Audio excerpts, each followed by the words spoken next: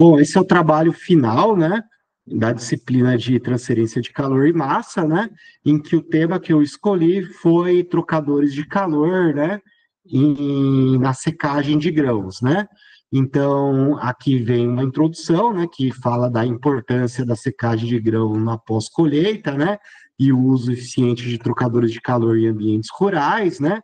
Esses aqui são os conceitos, né, que foram utilizados na aplicação prática aí, com exemplos aí, né, de como se utilizar as fórmulas, né, isso aqui é uma explicação mais detalhada de temperatura média logarítmica, né, de escoamento paralelo e trocador contra corrente, né, aqui o coeficiente global, né, e efetividade UNUT, né, essa aqui foi uma tabela que eu fiz, né, para falar aqui, para passar todas as fórmulas que eu utilizei, né.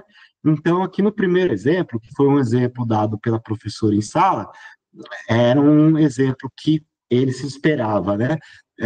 Resfriar o chopp, né? Até resfriar o chopp utilizando amônia, né? Então, aqui a primeira coisa que ele quer aqui é o coeficiente global, né?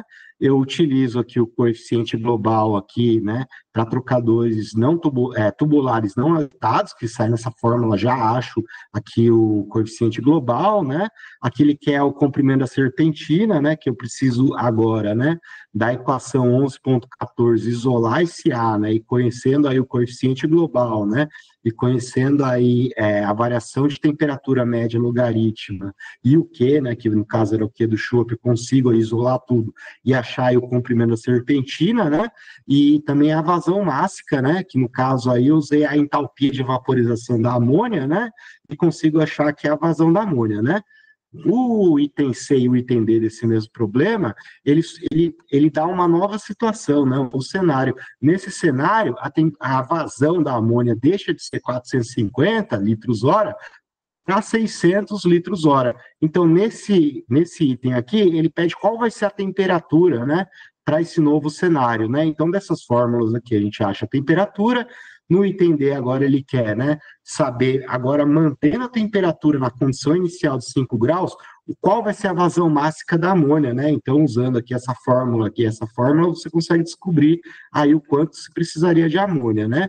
Então, aqui é o item 2, isso aqui é um exercício do Incropera, né? É o 11.1, né?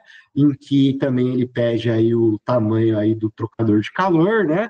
E para isso aqui você precisa primeiro achar esse TS, porque a gente de novo vai usar a equação 11.14, que vai ter essa variação logarítmica de temperatura, a gente precisa da temperatura de saída da água, para isso a gente usa esse Q do óleo aqui, que é igual ao Q da água, isola o TS, daí depois a gente joga lá na fórmula lá, que é esse delta TLN aqui, né, a gente já tem ele, aí também a gente precisa do coeficiente de calor, né, do coeficiente global, né, o coeficiente global a gente faz aqui umas alterações na fórmula, né, a gente considera que o H interno, a gente considera escoamento através do tubo, que a gente acha esse Reynolds, que acha o NU, que acha o HI, né?